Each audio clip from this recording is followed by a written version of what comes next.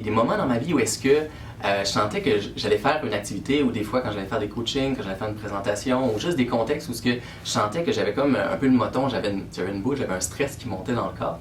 Puis j'avais comme spontanément le réflexe de dire, je vais prendre un temps, puis je vais faire un peu d'auto-hypnose justement à ce moment-là. Parce que des fois, mettons, soit j'étais fatigué ou des fois justement j'avais un stress, puis j'avais pas nécessairement le temps d'aller faire une sieste ou de déconnecter complètement. Donc je prenais juste un temps. Je prenais les techniques que j'avais appris, d'amener mon attention, de la guider, de rentrer à l'intérieur. Puis ce qui est intéressant quand on fait de l'auto-hypnose, c'est le petit moment où est-ce que on perd la notion du temps, on perd la notion de ce qui se passe autour, puis on est juste dans le moment présent, puis on se déconnecte, un peu comme quand on est sur le bord de s'endormir. Puis ce moment-là est très récupérateur parce que justement, ça permet que à cet instant-là, si on a une demande, si on a quelque chose qu'on aimerait, ben notre inconscient a une partie de nous qui l'entend. Puis souvent, j'avais comme un petit déclic, comme si c'était le temps que quelque chose termine.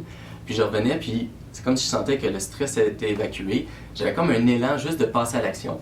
Donc c'est quelque chose que j'utilise fréquemment, que j'ai utilisé beaucoup dans le passé, que j'utilise occasionnellement, présentement aussi. Juste pour dire, mettons que mon état interne, ce que je pense, mes pensées ou ce que je ressens, n'est pas aligné avec ce qui va être le plus optimal pour ce qui s'en vient. Ben, je prends juste un temps pour dire, OK, comment est-ce que je guide mon corps, mes émotions, mon ressenti pour que les choses se passent bien puis que j'ai le goût de faire ce que j'ai le goût de faire.